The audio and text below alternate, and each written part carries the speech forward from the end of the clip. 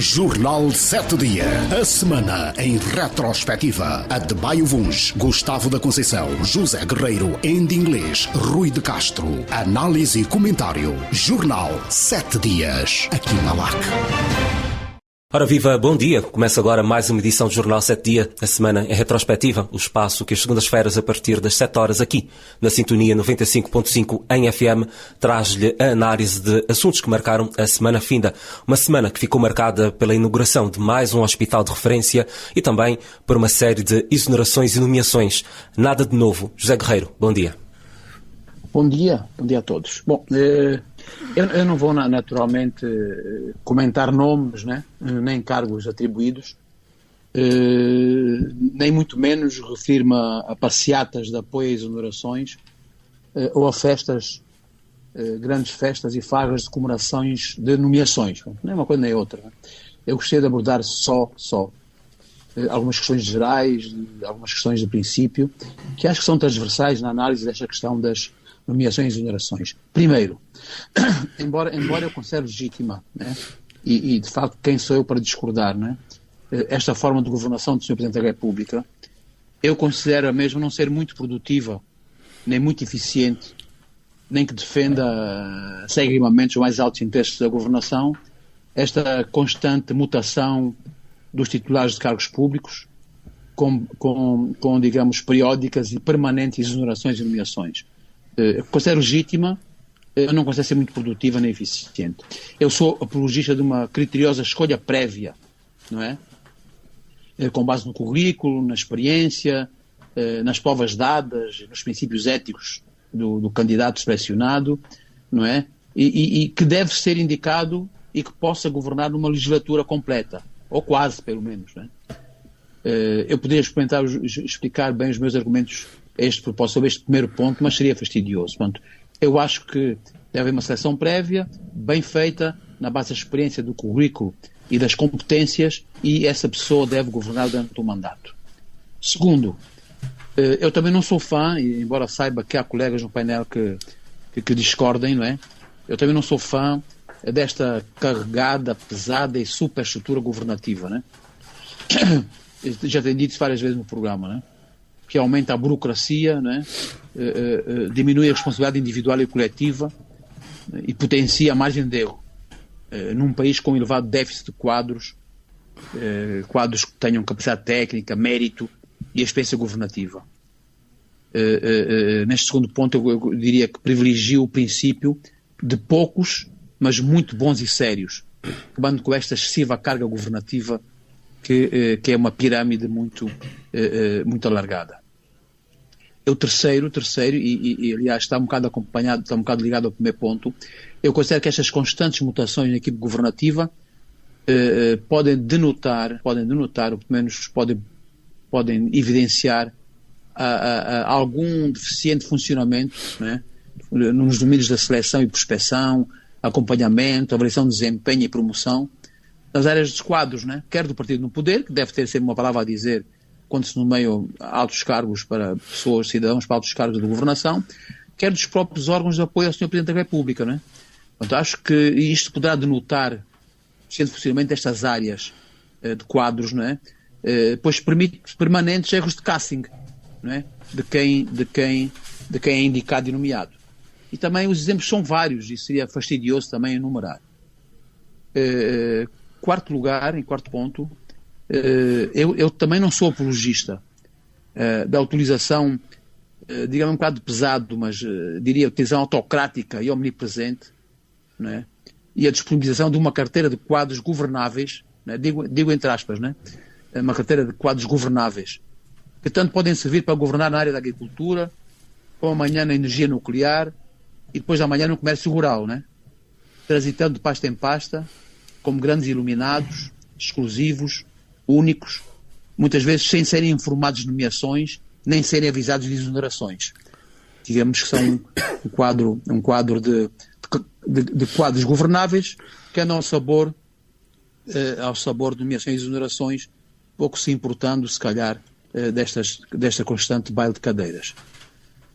Eu também, em quinto lugar, eu não aprecio um formato de governação baseado na centralização, não é? Na centralização, na excessiva partidarização, e na promoção, embora esta promoção não esteja formalizada, oficializada, da ideia de que chegou a minha vez, não é? Esta ideia que está instalada também, chegou a minha vez. E no esquecimento de que um governante é sobretudo um servidor público. Esta mensagem pouco se faz passar. Um governante é sobretudo um servidor público, a quem o cidadão nada deve. Pelo contrário, esse governante deve servir com competência e dignidade, sem esperar palmas, sem esperar elogios e sem esperar subserviências, não é? Finalmente, e porque no início eu disse que não falaria nomes de nomeados e exonerados, registrei com muito agrado o princípio da promoção hierárquica de administradores municipais para governadores provinciais, não é? Eu já tinha referido isto há algum tempo, quando dei um exemplo de uma estadia junto de um administrador, meu amigo, de um município grande de Luanda, em que via ele tratar de vários assuntos. Eu acho que esta é, na minha ótica, uma boa estratégia, desde que esta subida não tenha a ver com agendas meramente partidárias, mas com competência e mérito.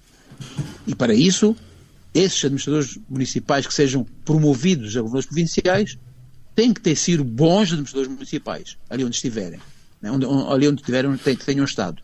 Não é só por serem administradores municipais. Têm que ter sido bons administradores municipais. Terem estado habituados, não é? Durante algum tempo, e nomeadamente em municípios grandes, a lidar diariamente com assuntos de saneamento básico, distribuição de água, energia, cuidados de saúde, questões de segurança das populações, problemas de educação, comércio, indústria, agricultura. Portanto, todo este tratamento destes assuntos no dia a dia do município dá um excelente background para que a pessoa, se tiver competência e mérito, possa ser para governador provincial, não é? Ao contrário de alguns que saem das universidades para membros do governo, não é? Saem diretamente da universidade para membros do governo ou para outros elevados cargos no Poder Executivo e não só. Resta-me, assim, pronto, com todo o respeito e sinceridade, não é? Desejar um bom desempenho aos nomeados, não é? E um abraço de solidariedade aos exonerados. Estas mudanças cíclicas nas lideranças de algumas pastas compromete todo o processo em inglês? Sim, pode comprometer, não é? Mas também sabemos que os cargos não são permanentes, não é? E estamos habituados a assistir isto até também no desporto, não é? Mas como diz alguém, uma pessoa amiga que uma vez elucidou-me sobre esses fenómenos, diz: não basta vestir a camisola, é importante perceber o jogo que se está a jogar. E na prática, portanto, é isto, né?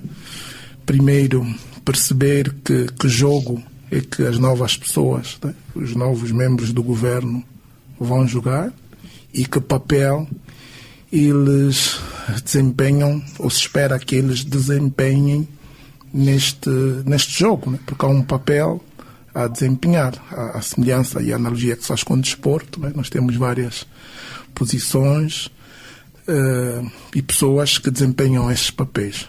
Agora, tal como no desporto, as pessoas têm que estar preparadas, né? Portanto, nós não podemos pôr em campo pessoas que nem sequer estejam inscritas, nem que não sejam profissionais. Nós estamos aqui a falar de membros do governo, são líderes, e a preocupação nesses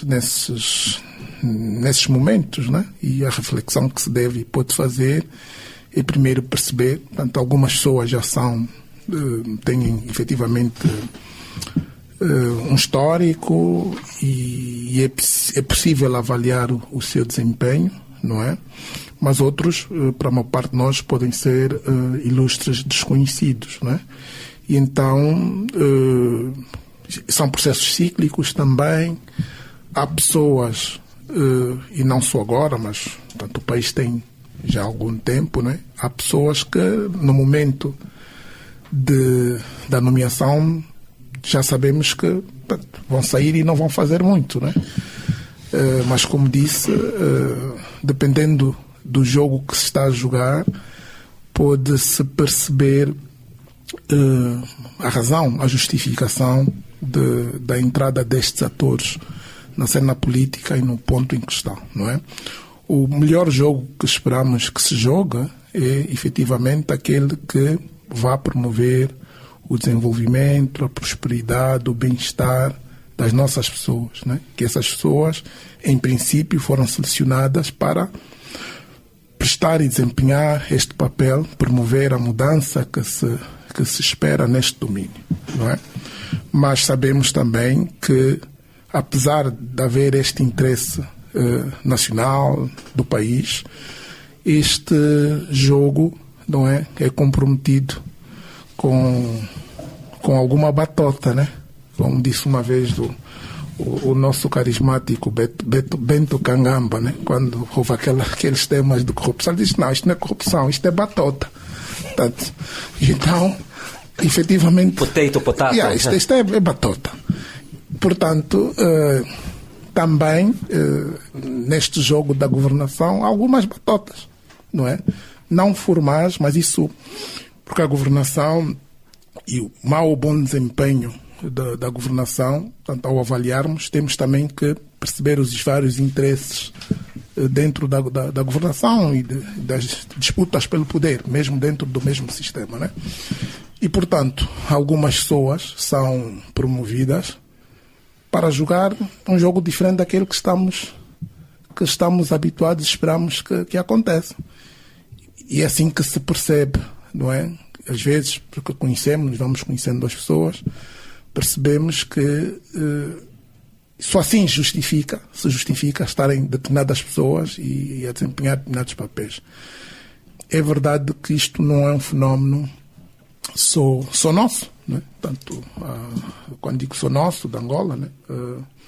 A realidade mundial, obviamente por isso é que tem que haver controle, e já várias vezes falámos dos temas da capturas de Estado e os interesses particulares que se sobrepõem aos interesses da nação. Portanto, se alguns segmentos têm esta possibilidade de encaixar pessoas que salvaguardem os seus interesses, é natural que se possa compreender a entrada, né, de pessoas com este perfil, com determinado perfil e com determinado interesse. O Zé Guerreiro referiu-se, sim, ao aspecto implicitamente, da meritocracia, mas para além da meritocracia, e acho que muito mais importante do que isto, é o elemento da integridade, não é? Pessoas com determinado perfil ético, moral, e também que sejam de confiança, não é? Então, o que às vezes ocorre, queria eu dizer, é que há oportunidades que, em situações com a nossa realidade, com as fragilidades que nós temos, de se instalarem pessoas, fazer um jogo paralelo àquele do que estamos habituados, esperamos que aconteça. E essas pessoas desempenham o papel de satisfazer os interesses de grupos. Por isso é que, e quando referi-me que não é uma realidade só de Angola, mundial e africana, portanto, hoje, o próximo ano, nós vamos celebrar 50, mas há países africanos que há uma década atrás já celebraram, né, os seus 50 anos. E a este propósito, lembro-me que saiu um livro sobre isto, né, e que dizia que ao longo de 5 décadas, a maior parte dos países africanos tornaram-se mais estados securitários, né? Mais voltados, muito mais eficazes. Portanto, o maior ganho das independências dos países africanos foi na área de segurança. Era um domínio em que os estados desenvolveram mais competências e capacidades, né? Por causa depois das lutas também que se seguiram. E por que que eu trago nessa questão? E podemos aqui depois comparar, obviamente com algumas também nuances, né, nesse domínio, nada é perfeito, é que nós, para as áreas fora de defesa e segurança, não temos efetivamente os mesmos critérios. Portanto, quando está em causa questões de defesa e segurança, normalmente há maior rigor e critério, né? Portanto, não vai para os setores críticos neste domínio qualquer pessoa. há efetivamente um plano e programas de formação destas lideranças. Ok? O que não acontece, obviamente com as devidas falhas, quer no ramo de defesa e segurança, o que não acontece nas áreas, e nós estamos já numa fase em que queremos e devemos promover o desenvolvimento económico, não é? E a prosperidade. Portanto, não acontece com o mesmo critério. E eu vou dar um exemplo. Por exemplo, é que não vai ser guarda-costas ou homem de campo do Presidente da República qualquer pessoa. Para além das questões de tanto competências, não é, naquela área, então, temos que saber exatamente quem é esta pessoa. Não pode ser médico do presidente qualquer pessoa. Não pode. Deixe-me pegar aqui no ponto em que tocou. Falou agora em instantes da questão da justificação. Todo este processo de nomeações e exonerações a Debaio Vuns deveria ser associado a uma justificativa. Porquê é que saiu? Porquê é que entrou? Não sei se essa justificação tem de ser feita necessariamente pela via formal, não é? Ou se depois criam-se condições e corredores de política para que transpire para fora as razões de algumas movimentações, não é? Mas e aqui um bocado na esteira do que dizia o Zé Guerreiro, estas constantes mudanças da equipa em timing tão curto podem não resultar tão bem, pelo menos do ponto de vista daquilo que é a percepção pública, não é? E julgamos que, pelo menos aquilo que é a praxis política, há geralmente o calendário, não é? E em certos momentos há como que previsíveis remodelações da equipa, não é? Por exemplo, a meio do mandato, geralmente é expectável que os governos façam, ou os líderes dos governos façam alguma movimentação, e neste sentido estamos próximos de 2 anos do início do último mandato, então talvez fosse pertinente prever-se, não é? Um quadro de mexidas mais amplo e num momento único, para permitir então que as pessoas tenham depois também tempo suficiente para trabalhar e deixar obra, não é?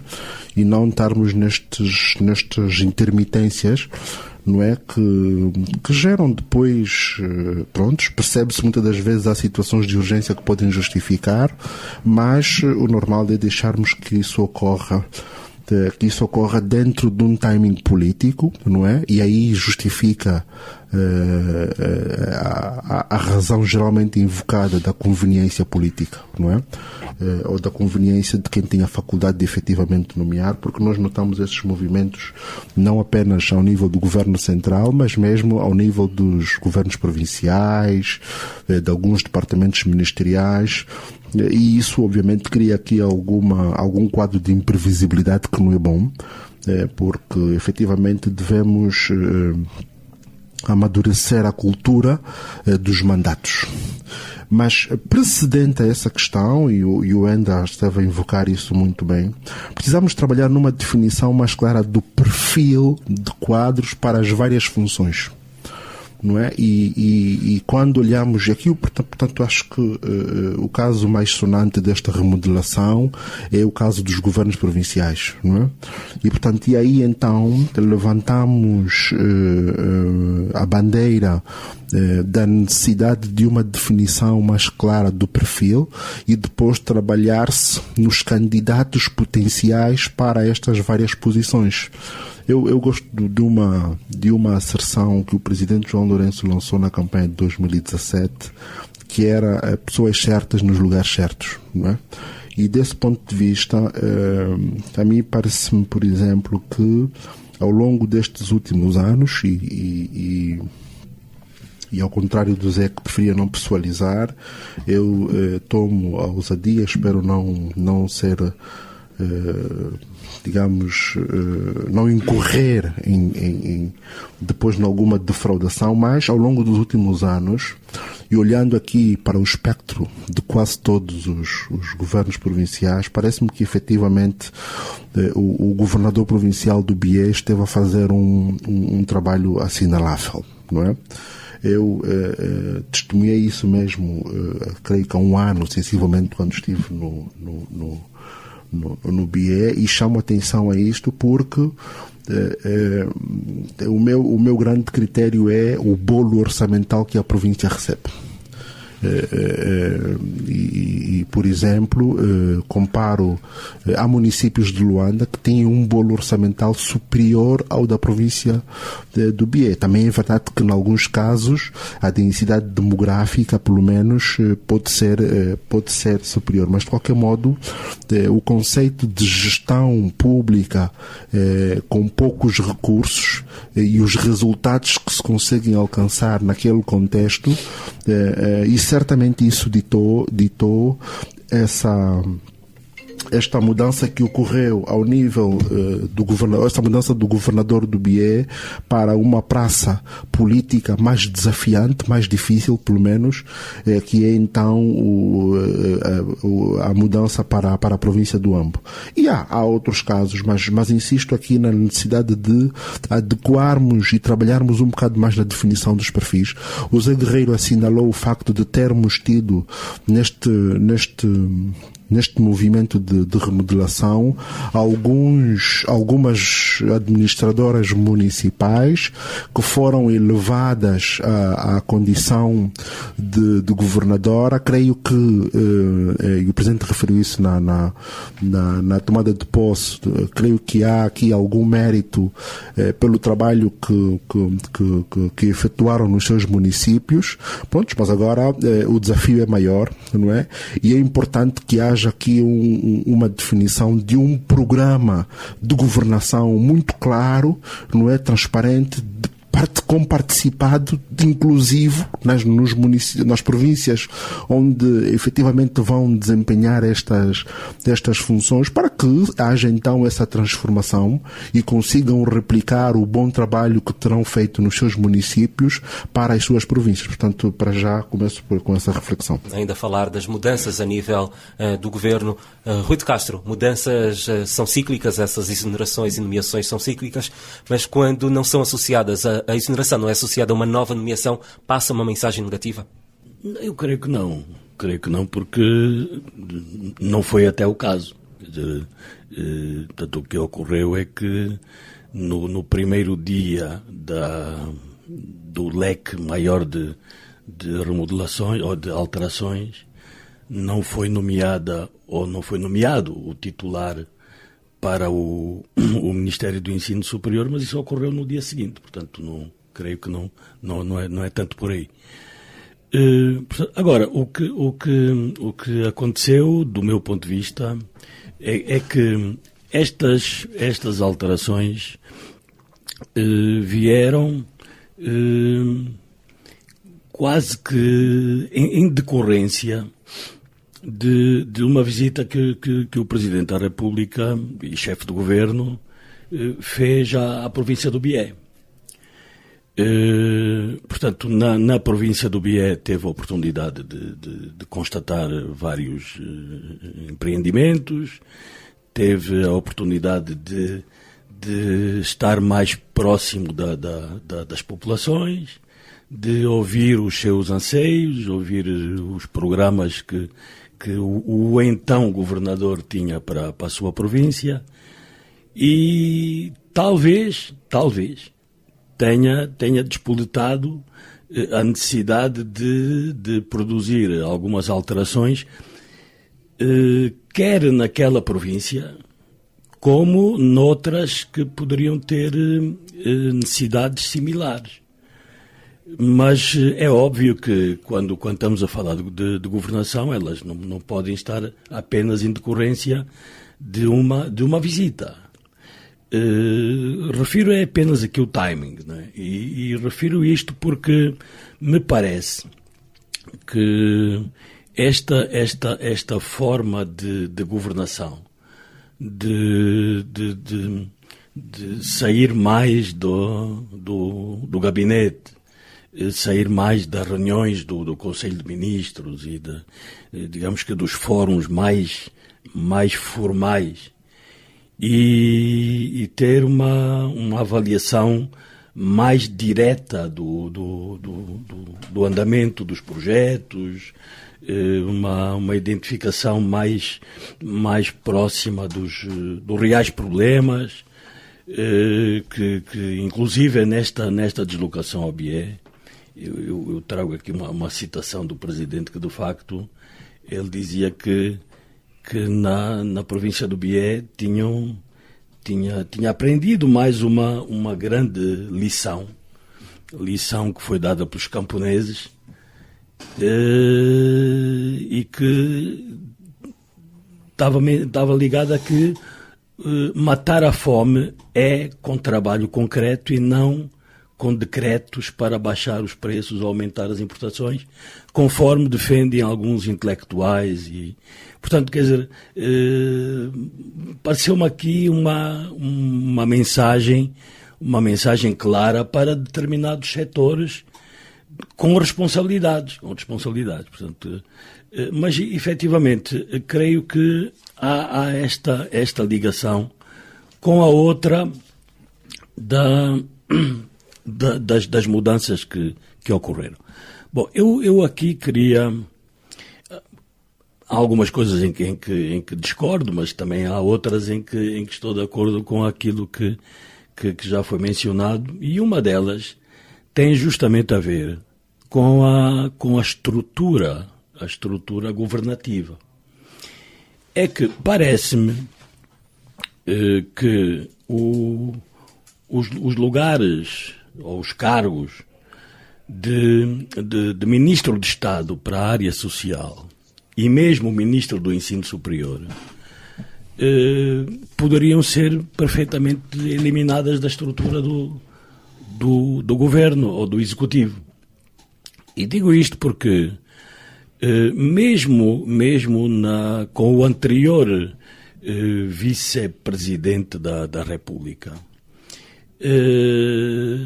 já se notava que faltava alguma atribuição mais clara e uma possibilidade de haver ali uma figura que pudesse ter uma intervenção maior, particularmente na área social, que é e no nosso caso agora, a vice-presidente da República. Portanto,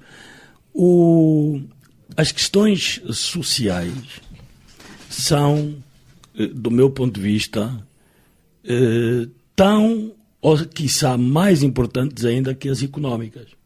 Nós no nosso dia a dia, vamos registrando que há permanentemente uma carga intensa de notícias, de reuniões, de decisões ligadas à esfera económica, mas há decisões no campo social vão ficando para trás, ou pelo menos não têm a divulgação que deveriam ter, a abordagem que deveriam ter. E então, parece-me que neste particular do ministro ou da ministra de Estado para a área social, que se poderia transferir este dossiê e todas estas áreas que estão ligadas à parte social para a figura da vice-presidente da República.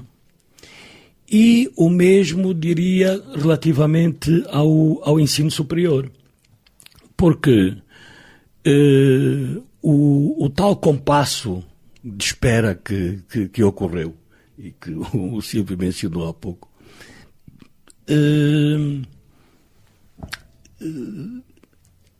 em conversas e abordagens com algumas pessoas também preocupadas com o andamento bom do país, não é? Aí poderia-se começar já talvez a conjecturar que não iria ser indicado ninguém para o ensino superior e que se iria acabar com esta pasta, que o ensino superior voltaria para o Ministério da Educação, de onde, do meu ponto de vista, nunca deveria ter saído, e bastaria um secretário de Estado, que até já existe um secretário de Estado que esteve a fazer e tem estado a fazer um bom trabalho, pelo menos são os dados que vão aparecendo, porque há a haver neste campo da educação alguma área que devesse ser transferida e elevada a Ministério, não seria o ensino superior.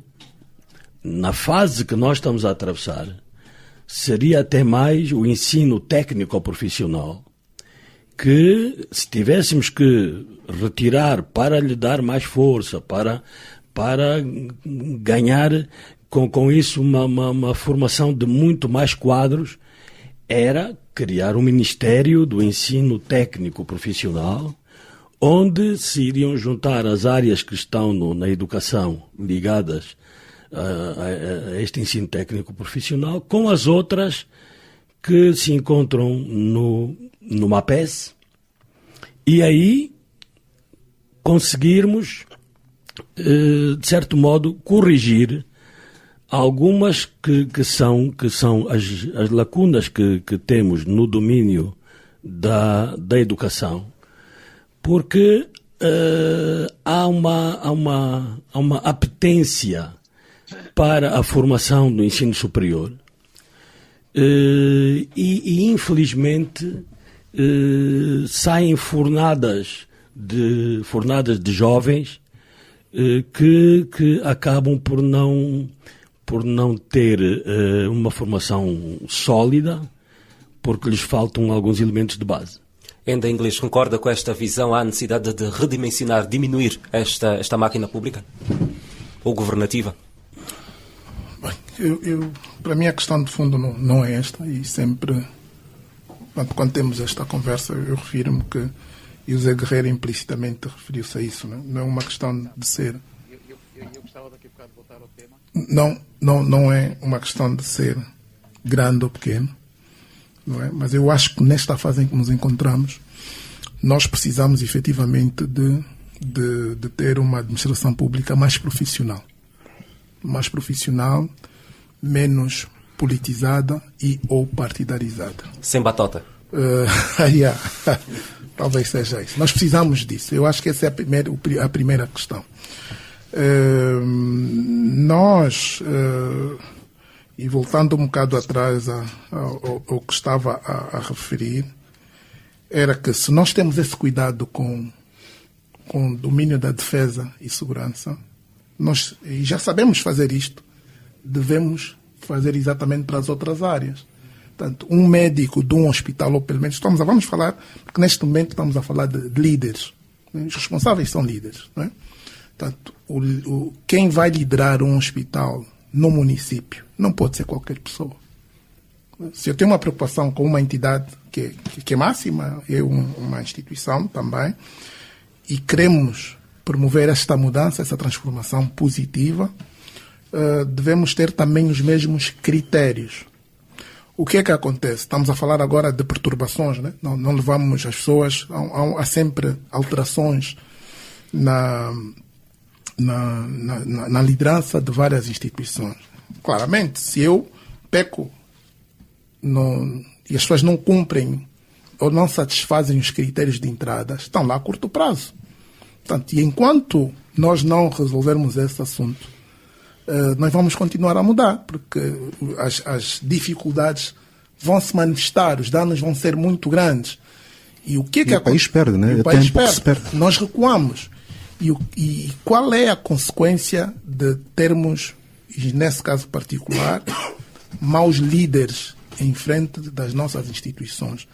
A primeira coisa que fazem, não sei se propositadamente ou por falta de capacidade, é mudar a equipa. Mas eu diria destruir o valor que existe, o pouco que existe. Está a ver? Portanto, começa um outro... Não há o senso de continuidade. Não há, aliás, a pessoa não sabe. Não vou generalizar, mas há situações do género, né? Portanto, Se há uma outra, por isso é que eu falei da natureza do jogo que se está a jogar. Se for um jogo diferente daquele que nós todos queremos e esperamos que se faça, o que vai acontecer, as poucas capacidades que existem nas nossas estruturas são destruídas.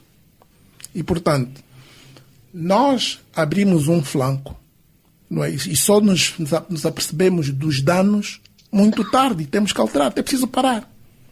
Então, por isso é que eu defendo é que o político, e porque a própria gestão da vida, da coisa pública, por um lado, a administração pública, a burocracia, que é importante. A burocracia não é má, portanto, ela tem que ser eficaz.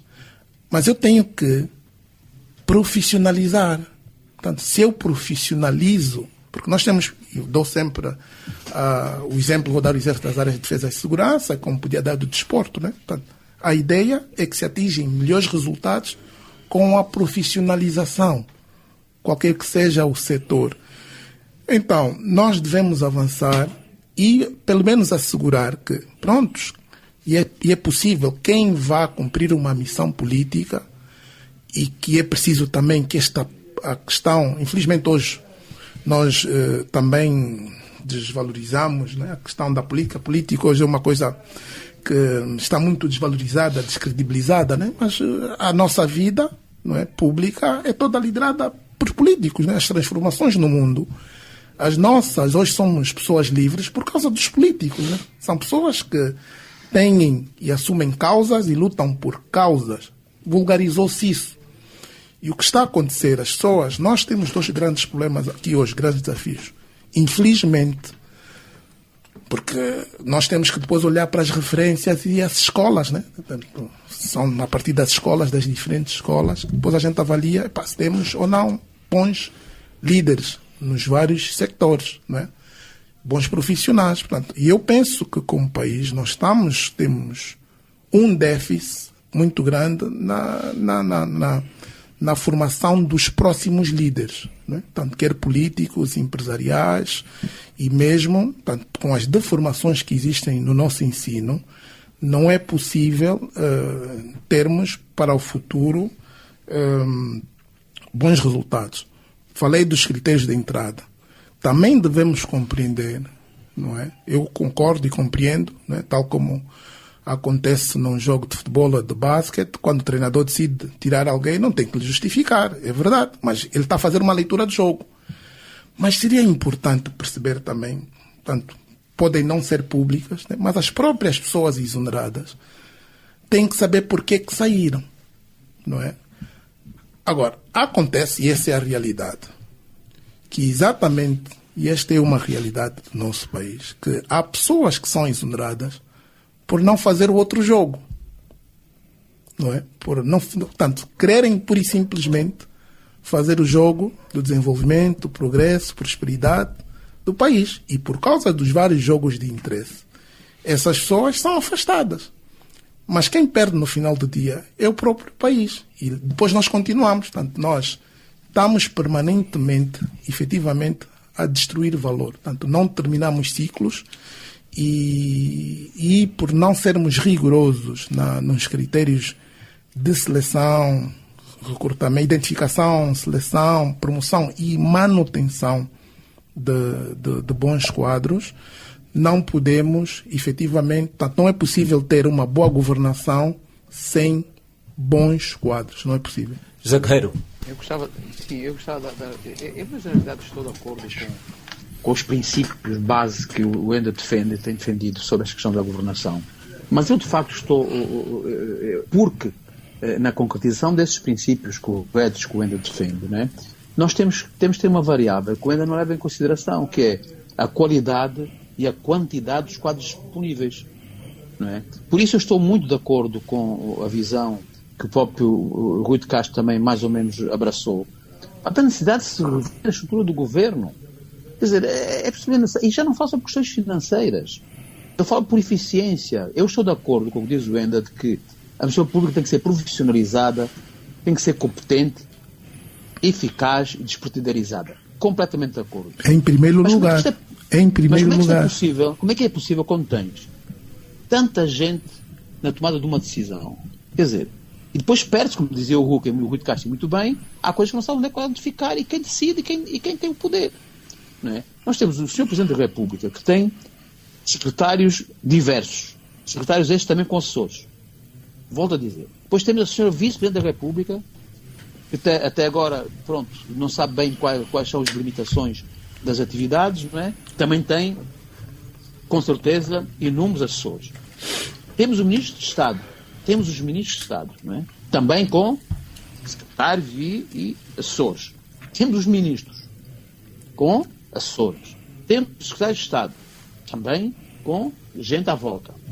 Temos agora, meio na ironia, também temos o Grupo Técnico Empresarial e o Conselho Económico e Social, que também são outros apêndices da governação. Caramba! Estamos a ver a quantidade de papéis, de reuniões, de pareceres, de propostas, de sugestões, de decretos, de leis, que esta gente toda tem que justificar para produzir, para justificar, inclusive, se calhar o salário. Estamos a ver a quantidade. E será que isto, referindo-se à questão que eu apontei, da qualidade e quantidade de quadros sérios e competentes, será que isto não se perde neste emaranhado? A resolução dos problemas concretos do país, não é? Não se perde no emaranhado de pessoas, não é? Que até que uma ação chega ao Sr. Presidente da República, passa por dezenas e dezenas de pessoas. Mas será que passa mesmo, Rui? Não era preciso o Sr. Presidente da República ir a uma província, se cada estrutura, desde a base ao topo, funcionasse com eficiência, credibilidade e verdade. Não é? Depois eu gostava de colocar em outro assunto que o Eder referiu. É claro que as pessoas nomeadas para altos cargos têm que ser de confiança, não é? Desde logo de confiança do partido no poder. Mas essa confiança, há muitas pessoas de confiança e outras sem confiança. Por isso eu falei na questão dos quadros, e o Ender também reforçou esta questão, na seleção, né? no acompanhamento, saber quem são os quadros de confiança, desde que sejam no MPLA, acho que são de confiança. Agora não basta só a confiança. Não basta para ser ministro, para ser ministro de Estado, para ser um secretário de Estado. E até para ser assessor, para ser secretário de, não é? Outra coisa que eu queria referir, e o Adebayo foi muito claro nisso, eu subscrevo o que ele disse, tem a ver, e o Ender referiu-se também, a questão de avisar ou não avisar. Eu acho que nós não podemos ter quando foi anunciado em 2017 uma nova era de governação, novos princípios, novas formas de governar, nós não podemos acordar e no dia seguinte ter pessoas exoneradas e outras nomeadas, sem saber porquê. Nem nós, nem os próprios. Nem nós, nem os próprios. Quer dizer, eu acho que isto faz parte de uma governação passada. Não é? Passada. Não é? E é porque aqui entra a imprevisibilidade, que o Adebayo falou. E a imprevisibilidade justifica o princípio. Chegou a minha vez. É a imprevisibilidade que justifica este princípio. Chegou a minha vez. Então a pessoa que hoje é nomeada não sabe se amanhã ou depois de amanhã vai acordar ainda lá. Organiza-se com a família, com isto, com aquilo, para... chegou a minha vez. Não é? Então, isto é preciso ter atenção. Que é preciso... Nos outros países, quando sai um ministro, a opinião pública já está indiretamente informada, como disse o Adebayo. É preciso criar corredores de informação. Mas já sabe, o está envolvido no escândalo tal. Mas quando sai, já ninguém se fica admirado. Não é? Já ninguém fica admirado. Agora, aqui não. Há pessoas que são, às vezes, impolutas. E às vezes há outras que se mantêm nos cargos. Pese embora dezenas e dezenas de comentários contrários que acontecem na população, mantêm-se, e outros que não se sabem bem são exonerados. Se calhar até fizeram pior que os outros. Mas o cidadão tem o direito de ser informado das nomeações e das exonerações. De maneira direta, formal ou informal, acho que isto não pode ser acordou, já está. Porque isto causa a certa visibilidade, causa a má eficiência da governação, com base na minha vez chegou, que o Anderson se referiu. Era só.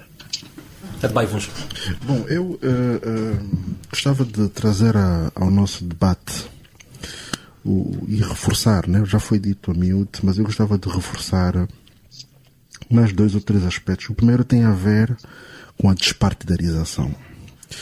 E se calhar, muitas das vezes, o tema surge, mas agora surge com mais acutilância neste caso, né? Porque temos aqui, creio que 5 mexidas de governos provinciais. Geralmente, pelo menos a praxis dos últimos tempos, mostra que os governadores provinciais são também eles os primeiros secretários. O que quer dizer que, brevemente, teremos então conferências provinciais para serem eleitos os novos primeiros secretários, que são cumulativamente governadores provinciais. Quer dizer, eu honestamente não tenho informação bastante, mas daquilo que vejo, honestamente tenho reservas se efetivamente o partido ganha, para não dizer a própria governação, não é? E como este resultado é duvidoso, talvez fosse, digamos, oportuno, não é, separarmos essas águas, não é? Termos... Pode surgir contextos extraordinários em que isso justifique, mas não tornarmos essa prática, porque o resultado nem sequer é o melhor para qualquer um dos campos. Nem a governação ganha tanto, nem o partido, no caso, ganha tanto, porque acaba por não haver disponibilidade para a prestação de um desempenho à altura em qualquer um dos lugares e, portanto, é só uma entropia na máquina e talvez fosse oportuno trabalhar-se e refletir seriamente na necessidade de, pelo menos a esse nível, darmos aqui um passo significativo e começarmos a demarcar essas águas, porque eu tenho a convicção de que o resultado, quer para a governação, quer para a componente político-partidária, será mais efetivo, será melhor se efetivamente este for o caminho. Por outro lado, eu gostava de reforçar essa abordagem de reordenamento da máquina governativa. E a proposta do Rui é muito concreta, não é?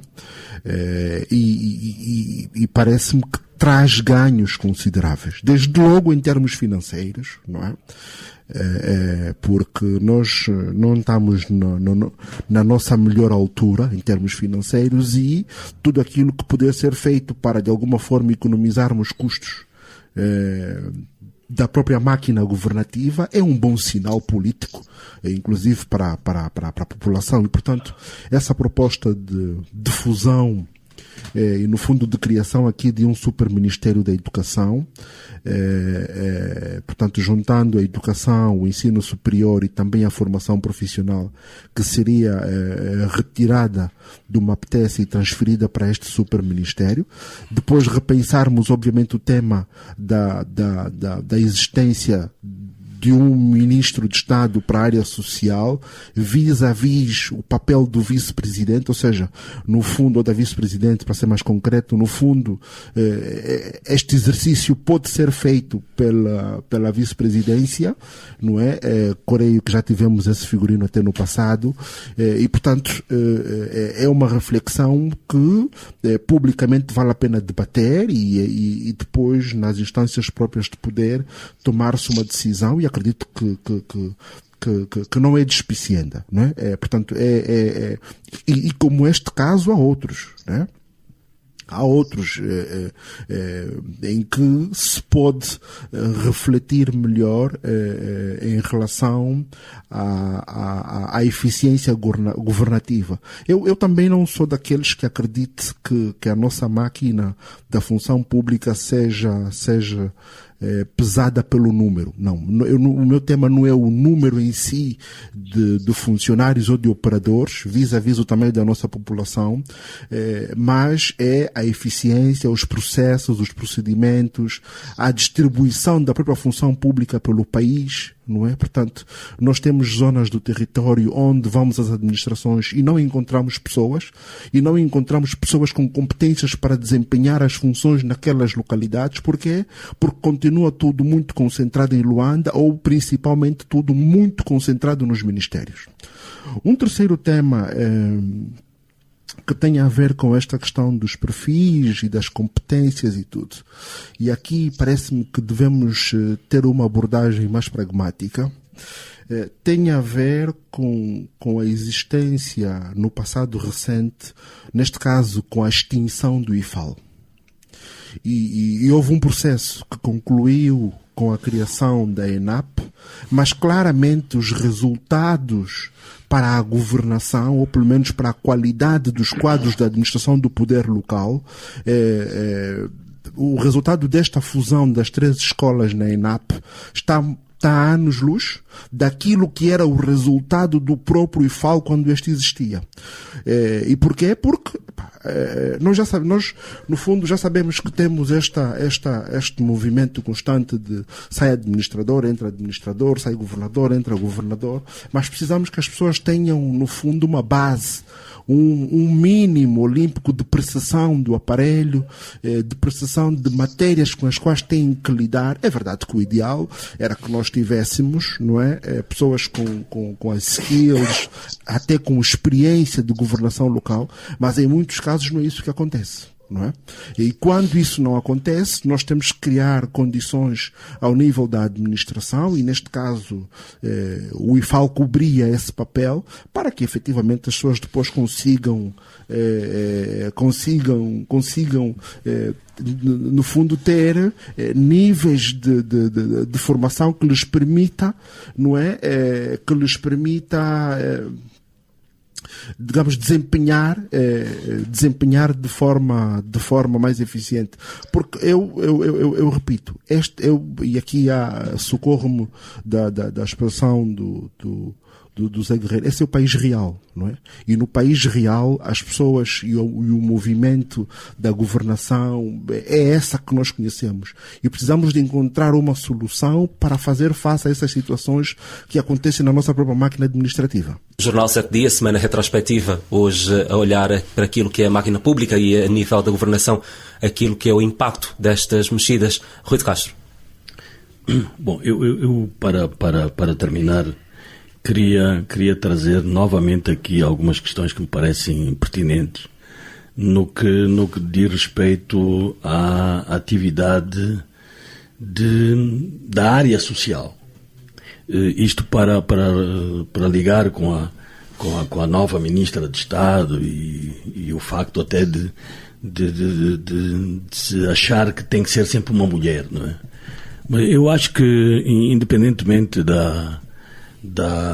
do nível académico da pessoa que possa estar à frente desta área, que em primeira instância tem que ter sensibilidade para o trabalho social e acima de tudo deve garantir-nos um empenho na colocação de temas fulcrais na agenda governativa e mesmo nos discursos do próprio chefe do governo. Porque há um conjunto de temas que nós vemos que não são abordados da forma como poderiam ser para que tivessem uma resolução muito mais célere. E toco aqui em alguns, nomeadamente as questões relacionadas com a fome e a pobreza, com o formato da educação, com o êxodo rural, que normalmente não é muito escalpelizado. Nós estamos com 35 milhões de pessoas, 63% a viverem nas zonas urbanas. Portanto, há um fluxo extraordinário de jovens, sobretudo, a saírem do meio rural para as grandes cidades e que depois se tem uma concentração elevadíssima em Luanda, e onde as expectativas de vida depois não são exatamente aquelas que as traziam. Há questões relacionadas com as igrejas, com a proliferação de seitas, práticas que não têm muito a ver com a nossa cultura, o funcionamento da sociedade civil, as associações, o seu papel, o papel das ONGs, enquanto as tais correias de transmissão com o governo, a promoção da cultura nas diversas modalidades, e não apenas o carnaval e a música. A massificação do desporto, fala-se muito no desporto escolar, mas falta a verdadeira abordagem. Como é que passos é que vão ser dados para que comece efetivamente a despoletar aquilo que já houve em tempos, o desporto escolar, para se servir de viveiro para o desporto federal? As dificuldades que os portadores de deficiências físicas têm, a problemática das mães solteiras, os jovens delinquentes, crianças abandonadas na rua, violência doméstica, alcoolismo, prostituição, enfim, quer dizer, há um leque enorme de temas que... Ruca, desculpa interromper-te. Se passares agora para a área económica, tu elencaste, que eu estou a apontar, tu elencaste 12 assuntos só na área social que tu dizes que não estão resolvidos. Se passares para a área económica, vais ter 14 ou 15. Se passares para as relações exteriores, tens 15 ou 16. Então isto é muito mais profundo do que estamos aqui a analisar, não é? A falência do não tratamento destes assuntos. Bom, eu aqui trazia as questões do âmbito social, porque nós... Sim, pois, exato. Pronto, mas quer dizer, trazia pelo seguinte, é que as questões de âmbito económico, nós vamos assistindo. Bom, para já há um formato de governação que agora, por tudo e por nada, fazem feiras. Então parece que a nossa economia vai melhorar com feiras por tudo e por nada. Amanhã começa a maior delas, a FILDA.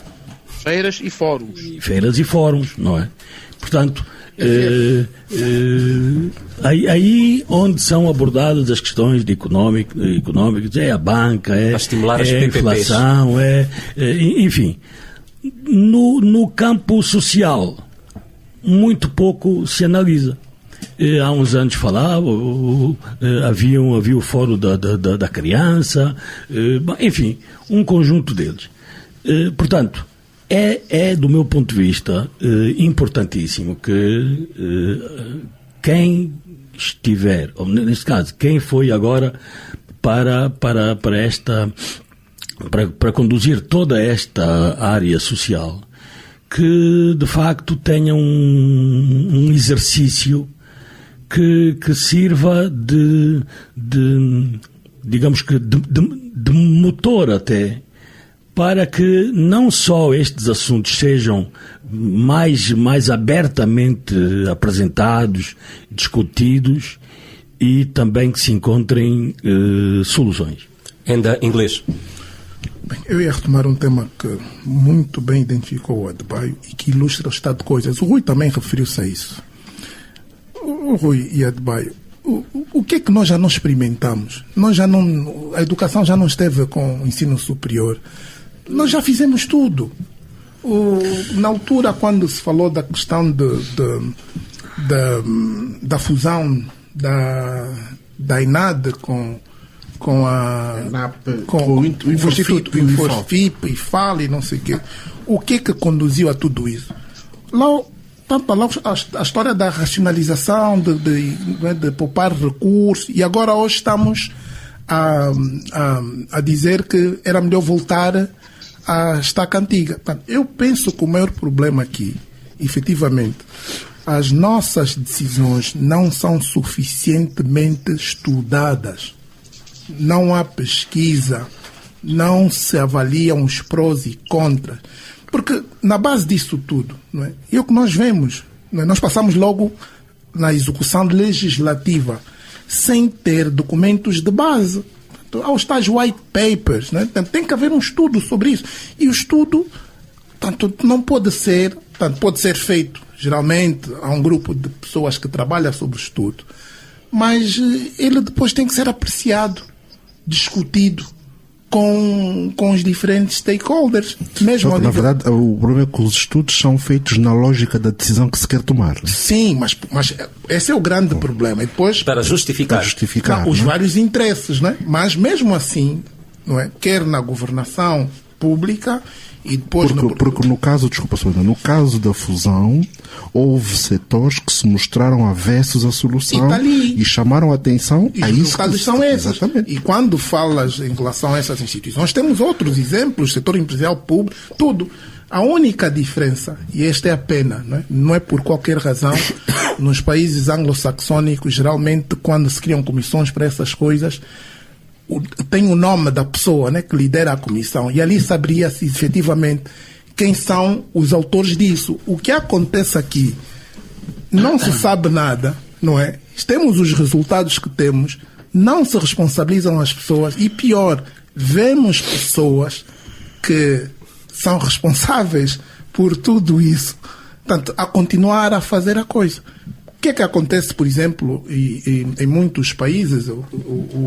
Está aqui, por exemplo, eu tive há dias em tempos a assistir uma palestra não, sim, lançamento de um livro, por sorte mesmo. Estava em Cape Town e passei por uma livraria, estava alguém que é um quadro do ANC que lançou um livro. E daquilo que tive, né, portanto, quem é que ia controlar o partido? Qualquer coisa do gênero, depois vou falar um bocadinho sobre o DA também. E ele dizia, portanto, o ANC tem os problemas que tem muitos problemas, e até quando fui pedir o livro, e nós temos essa marca, ele depois, a luta continua, né? Portanto, estamos alinhados. Mas ele disse o seguinte, nós, ao nosso nível, portanto, estavam os vários tipos de eventos que tem ao nível partidário. Há, efetivamente, eventos que é para discussão das políticas públicas. Porque essa história de que o governo, não é? Tem que haver algum alinhamento do governo que sustenta, obviamente que é naturalmente, que sustenta o partido que sustenta o governo, não é? Tem que, efetivamente, aprovar as políticas públicas, porque depois tem uma questão também ideológica da coisa, não é? Portanto, isso tem que ser feito. Nós às vezes confundimos que sim, isto é uma questão política, mas quando vamos espremer, sabemos que no final do dia depois é um interesse do grupo. Portanto, tem que haver maior discussão sobre as questões e não passarmos a ideia, a impressão, porque eu tenho uma percepção que o nosso nível de criatividade e inovação está muito voltado em mudar as estruturas e dar um novo nome às coisas. A substância pode ser a mesma, mas ficamos aqui, hoje é PPP, amanhã é PPP, pupupu, portanto, estamos assim. Mas, quando referi à questão do DA, e agora as pessoas se surpreenderam, porque que o DA é partido dos brancos, vão para... Não. Numa das visitas, estive ligado a alguém acho que é um simpatizante do tal partido, e ele dizia o seguinte, a grande diferença entre o ANC e o DA, e por causa dos grandes resultados em quase todos os setores, não, eles têm autarquias, e Cape Town, o Western Cape, tem tido bons resultados na educação, na saúde, o crime, o desenvolvimento, até inclusivamente no turismo, né? Ele dizia, não, a grande diferença entre o ANC e o DA é que o DA montou um sistema. Portanto, aquilo é um sistema que funciona, em que eles colocam os seus melhores quadros para realizar os objetivos inerentes, portanto, esperados daquele modelo e sistema de governação. O ANC não. O ANC faz aquilo que eles chamam o cadre deployment, é colocar pessoas, portanto, em sítios-chave, por isso é que teve o problema na era do Zuma, do tal captura do Estado, portanto, é cadre deployment, de colocar pessoas em sítios chaves que depois retiram renda, né, para os interesses de pessoas particulares, que obviamente quem pagou agora nessas eleições foi o partido. Mas recentemente houve uma entrevista da secretária-geral, eles têm lá General Treasurer, e dizia isso, ela foi colocaram essa questão, e ela disse, não, o meu problema não foi nosso, não é? Nós assumimos a responsabilidade, é verdade, e perdemos votos, não é? Perdemos a maioria, mas o problema foram pessoas a quem o partido confiou para determinadas funções que efetivamente desvirtuaram a nossa causa, não é? E colocar, mas foram vocês que fizeram isso. Não, tanto nós assumimos a responsabilidade, tanto é assim que definimos esta e aquela função, e uma delas nós fomos ao ponto de tirar o Zuma do poder. No final do dia, é isto. Nós estamos, enquanto não resolvermos essa questão, que eu penso que é a questão mais central, tanto do alinhamento e a coerência entre aquilo que é o nosso modelo, qualquer que seja, qualquer partido que depois esteja aqui a gerir o país, né, tenha uma filosofia, uma ideologia de trabalho, e assegurar que os seus militantes que assumam funções no Estado sejam coerentes com essa filosofia. Portanto, não pode haver, tanto que nós assistimos, até parece isso que estás a dizer, e agora que também nós estamos aqui a defender que é preciso, o sentimento que temos é que efetivamente algo não está bem, não está a correr bem, tem que se mudar. Mas eu aconselhava que não partíssemos já das mudanças sem fazer então os estudos de base e envolver até as pessoas, porque liderar é assim, porque nós não sabemos de tudo. O que mais me choca em muitas áreas é que se tomam medidas em vários setores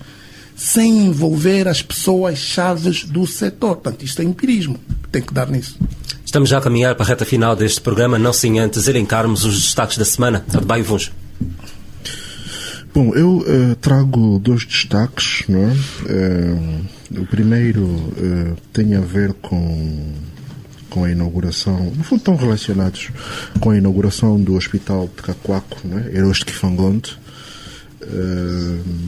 Portanto, mais uma vez uma estrutura imponente e, portanto, esperemos que venha a fazer face aos desafios que se colocam no atendimento à população daquela região ainda de Luanda, não é? E também no quadro deste programa, Sua Excelência, o Sr. Presidente da República anunciou também que até o final do ano teremos os hospitais provinciais gerais do Kwanza Norte e do Kwanza Sul, com o objetivo principal de atender primeiro as populações dessas províncias e, em segundo lugar, de diminuir a pressão em termos de pacientes dessas províncias para Luanda, pelo menos em algumas especialidades médicas. E tocando no tema das especialidades médicas, a senhora Ministra anunciou também o recrutamento de pessoal quadro para a saúde, numa média de 8.000 por ano até 2027. Portanto, eu congratulo-me com a iniciativa, acho que é um passo à frente do ponto de vista do apetrechamento de pessoal para acompanhar esta expansão da rede hospitalar. Mas é importante que haja aqui uma organização do sistema de saúde que seja publicitada, e há obviamente outros aspectos a considerar nessa equação, alguns deles relacionados ao próprio pessoal, não é? A sua distribuição pelo país, a sua formação do ponto de vista de especialização no caso dos médicos, mas não só, não é? E se calhar é preciso olharmos para a cadeia como um todo. Portanto, continuamos a ter aqui alguns temas com a formação de pessoal médico. Portanto, ouvimos, ainda foi este ano, a situação da Faculdade de Medicina da Universidade de Agostinho Neto.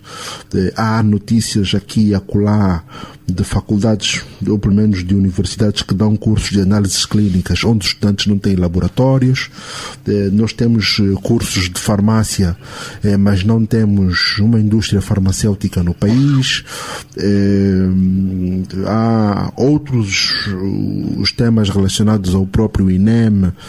Há aqui alguns temas, alguns deles elencados pelo Rui, ligados a essa orgânica essa agenda do setor social, não é, que precisamos repensar, e aqui abraço a lógica do ENDA, não das feiras, mas dos fóruns, para discutirmos, e aqui esses temas sociais, esses temas do sistema de saúde carecem mesmo de um aprofundamento, não é, onde haja aqui inclusão de parceiros, onde haja aqui um bocado também de abertura para outras experiências de outras realidades, e possamos então estruturar-nos e termos uma assistência médica e medicamentosa melhor à população, sem descurarmos obviamente os temas da prevenção, não é? E aqui tem a ver com o tema do saneamento básico, do ordenamento das cidades e mesmo até do meio rural, da forma como lidamos com o lixo, da qualidade das águas que discutimos a semana passada.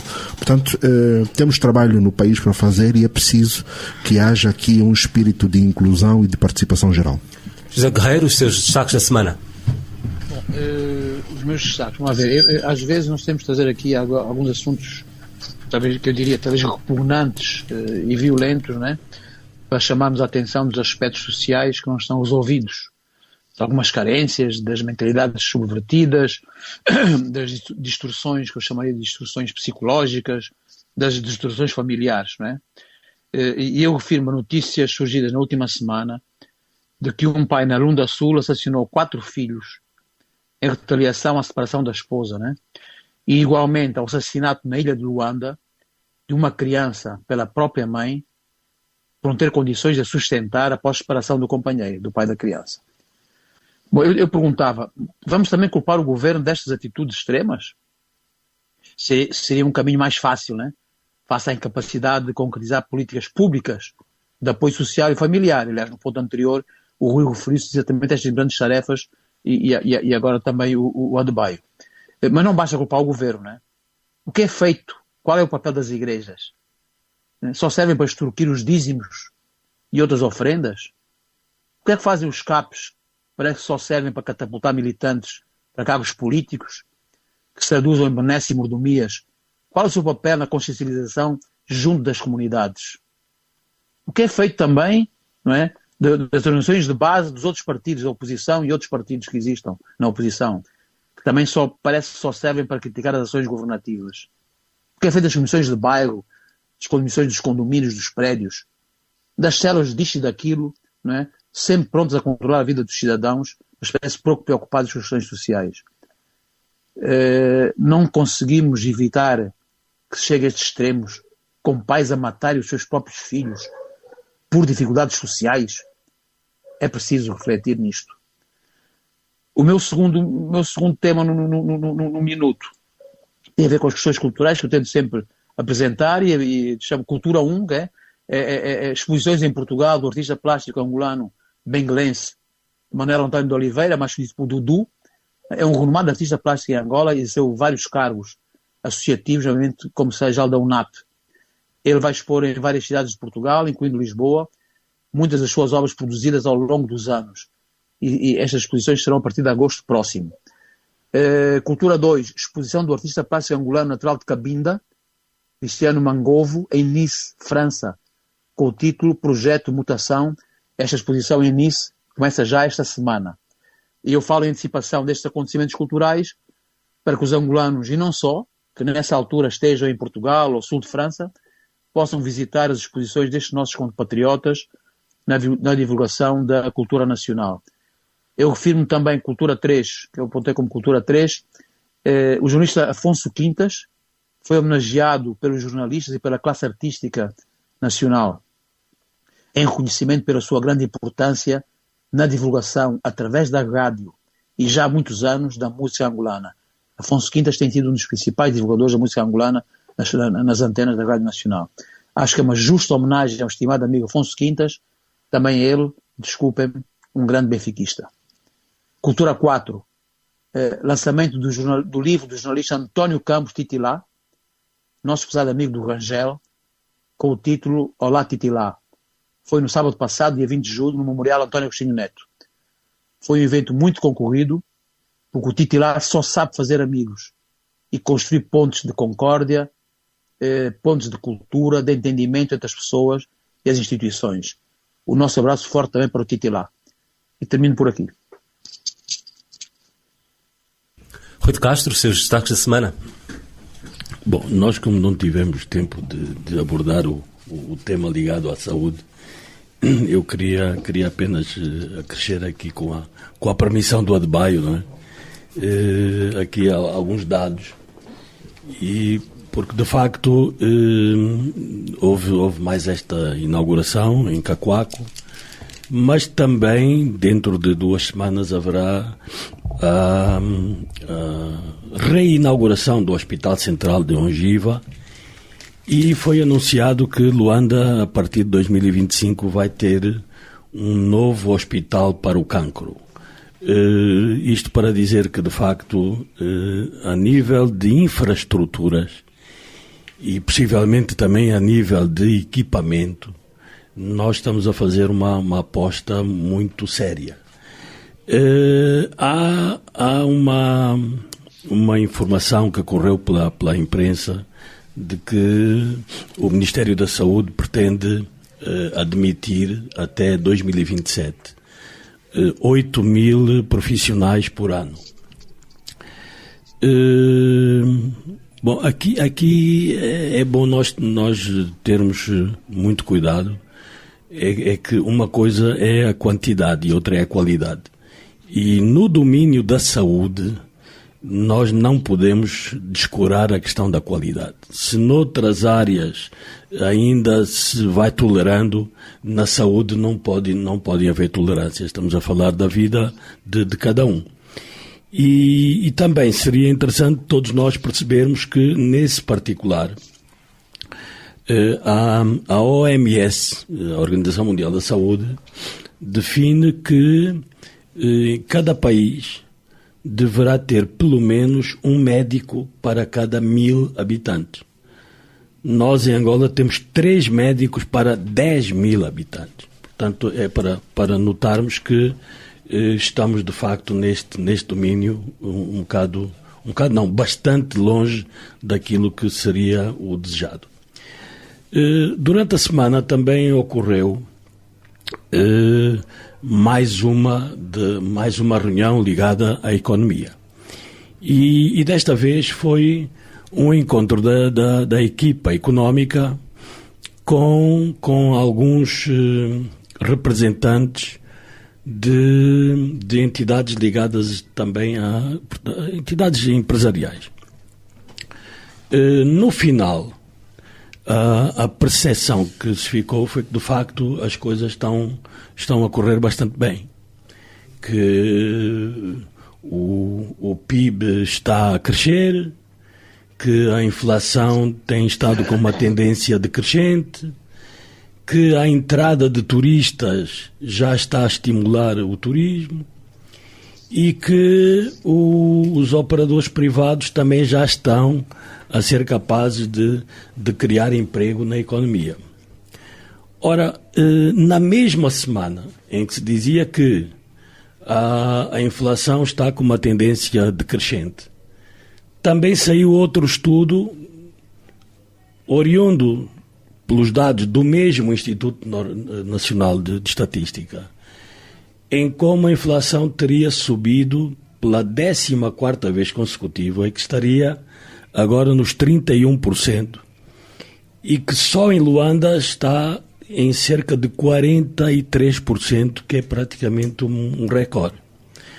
Ora, acho que os nossos economistas, eventualmente em mais alguma feira, poderiam encontrar aqui uma nova designação para nós analisarmos a nossa economia em como tendo uma economia oficial de um lado e uma economia real, saindo da informal, não é? Porque dá a sensação de que cada vez mais temos dados que não batem certo. E foi aprovada a lei contra os atos de vandalismo, foi também oficialmente, portanto, entrou oficialmente em vigor o diploma que autoriza o incremento salarial, portanto, para o salário mínimo que vai entrar em vigor a partir de setembro, mas a partir do próximo mês os pensionistas já irão sofrer também algumas melhorias no seu pecúlio. Por fim, e deixei para o fim, porque é uma questão que me parece que merece uma reflexão por parte daqui dos colegas do painel, mas também dos nossos ouvintes. O chefe do governo e o Presidente da República tem estado a receber líderes de entidades religiosas. E durante esta semana coube a vez ao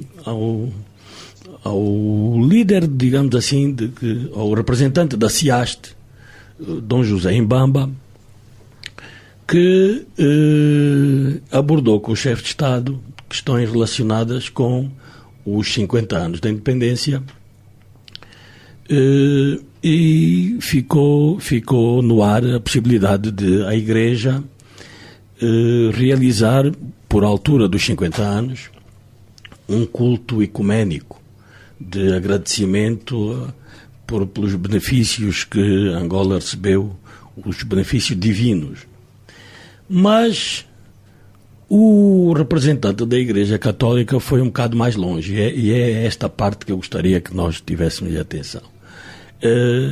Disse o Dom José Mbamba que nós temos necessidade de uma purga social, política, espiritual, económica e jurídica para que Angola, ao celebrar os 50 anos, renasça com inclusão, meritocracia, acolhimento e fraternidade, para que efetivamente Angola renasça como um país de todos e para todos. E fico por aqui. Ainda em inglês, os seus destaques da semana. O primeiro é uma nota referente ao fim do ano letivo. Já terminou, em algumas escolas as pautas já saíram, mas o que queria aqui dizer era que nós precisamos efetivamente de dar mais atenção e valorizar este setor, não é? Tal como fazemos no fim ou início da campanha agrícola. Penso que devíamos ter maior informação e ter um movimento mesmo. Costuma-se dizer, dar-se importância a alguma coisa, ela passa a ter valor. Eu acho que nós devemos valorizar e perceber, por exemplo, como é que foi o resultado do presente ano letivo. É preciso criar essa dinâmica e valorizar, e as pessoas, sobretudo a juventude, não é? Aqueles que mais se destacarem, serem notabilizados, porque ajuda a mudar a consciência das pessoas e orientá-las para aquilo que é mais importante e aquilo que nós valorizamos. Ainda nos destaques, e semelhante àquilo que o Zé Guerreiro referiu-se, que eu queria também valorizar, infelizmente vemos essas duas desgraças, né? Acho que uma na Lunda Norte e aqui na Ilha de Luanda. Isso, efetivamente, são maus sinais, muito maus sinais, e é verdade que não é possível não relacioná-las com a situação e o contexto difícil que estamos a viver. E eu acho que se incluirmos outros tipos de crimes, incluirmos também os efeitos de outras doenças, porque muitas motivações relacionadas a esses tipos de suicídios, né, têm a ver também com doenças psíquicas, mas pronto, são maus sinais, né, e que devem servir de alerta às autoridades, não é? E também deve mobilizar a sociedade de um modo geral para ajudar efetivamente o executivo, não é? a gerir esta situação. E para dizer ao Zé Guerreiro, eu senti-me tocado por falar do CAP, não é? Eu faço parte de um CAP E, efetivamente, não é bem assim, José. Põe na ordem de trabalho do campo.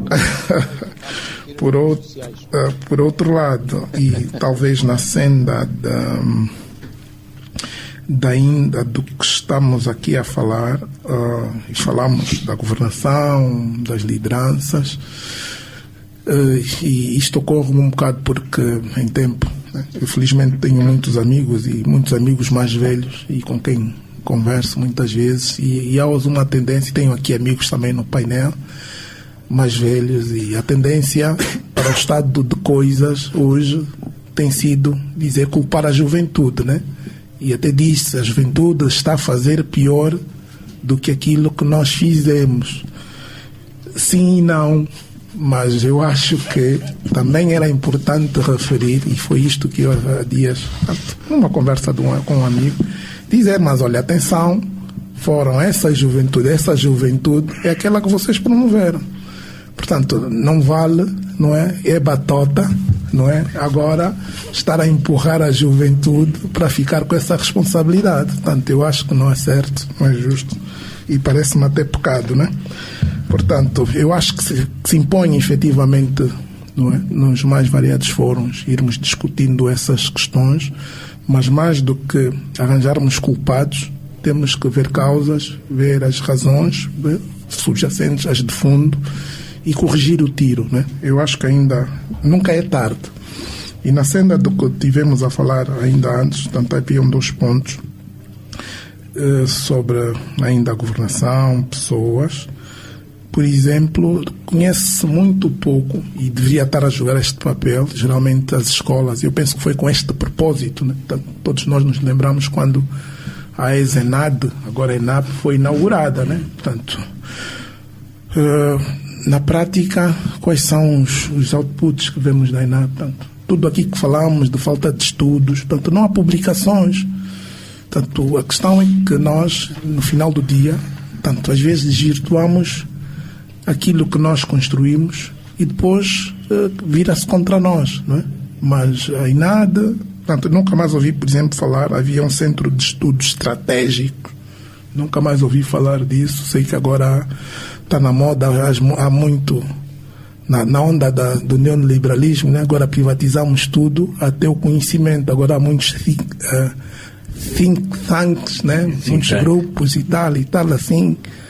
Mas no final do dia, tanto o Estado tem que ter, tanto não pode, a semelhança que fizemos estamos a assistir com a saúde, não é? Não estou de maneira nenhuma contra o privado, devem coexistir, mas há funções do Estado de salvaguarda do bem comum, dos interesses nacionais, que devem estar na mão e sob controle das instituições públicas. E quando refiro-me a isso, é preciso também referir-me que, para além, não basta ser sua instituição pública, é preciso que, efetivamente, o trabalho e as ações sejam conduzidas por angolanos, pessoas comprometidas com o país, porque muitos dos problemas que nós temos, e fala-se muito pouco, estamos sempre a tocar, o governo é grande, muita gente, paga-se muito dinheiro, mas efetivamente, por isso é que eu fiz aquela questão, há muito trabalho que não chega, as pessoas, portanto, intermédias não veem o trabalho, que efetivamente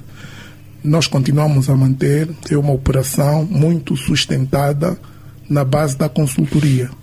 E infelizmente também, ao contrário do que acontece lá fora, a consultoria é estrangeira. Portanto, isto é perigoso, é contra os nossos interesses como país. Portanto, tem que ser revisto.